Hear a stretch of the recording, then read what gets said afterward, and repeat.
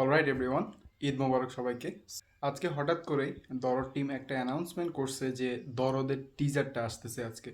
So, আমি একটু প্রথমে সবার কাছে দুঃখিত, সেটা হলো যে আজকে আমার প্রফেশনাল কোনো প্যানেল নেই মানে রিয়েকশনটা করার জন্য। সো আমার কাছে কোনো কিছুই নেই এক প্রকার।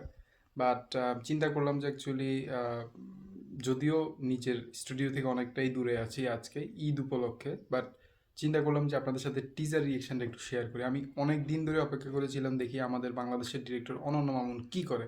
সো আজকে ফাইনালি অ্যানাউন্সমেন্ট আসছে যে দরদের টিজারটা আসছে, সো অলরেডি ইউটিউবে। সো আমি কথা না বলে ডিরেক্টলি টিজারটার একটা রিয়েকশন করে আসি। So 1 2 3 and start. কি নাম তোমার? দুলু মিয়া। সুপার। ও ভাই, খান স্যার।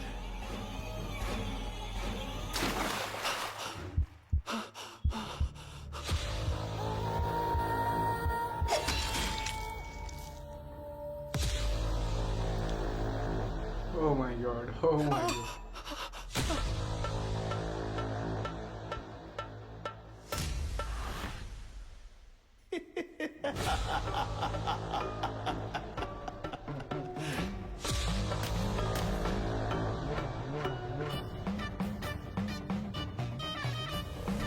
ও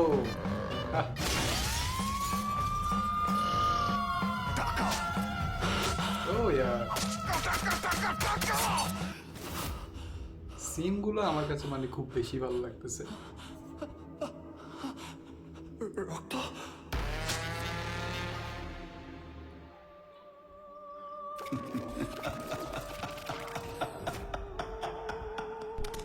আমি তাহলে জিতেই গেলাম। ও ভাই, আসলে সুন্দর লাগতেছে গাইস। আমার কাছে মানে কি বলবো, টিজারটা এত বেশি খারাপ লাগে নাই, আছে চলে, মানে ভালো একটা কিছু ট্রাই করছে অনন্য মামুন, সেটা অ্যাকচুয়ালি টিজারটা দেখার পর বুঝে গেছে।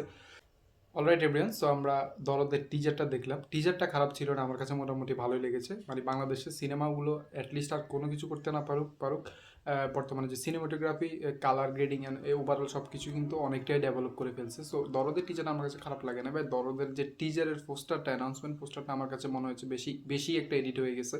সো স্ক্যাম মুভিজ বলেন, এদের কাছ থেকে আসলে জিনিসটা একটু আনএক্সপেক্টেড ছিল, বাট টিজারটা ভালো, অনেক ভালো ছিল। আমার কাছে খুব বেশি ভালো লেগেছে। সবাই অ্যাকচুয়ালি টিজারটা দেখবেন, সাকিব খানের নতুন একটা সিনেমার টিজার। সো এটা অনেক আগে আসার কথা ছিল, বাট আজকে হঠাৎ করে ঈদের দিন আসছে তুফানের সাথে ক্লাস করতে, খুবই ভালো ছিল। সো আজকে আমার ভিডিওটা পর্যন্ত, আপনার সাথে দেখা হবে নেক্সট অন্য কোনো একটা ভিডিওতে। সবাইকে টাটা, বাই বাই।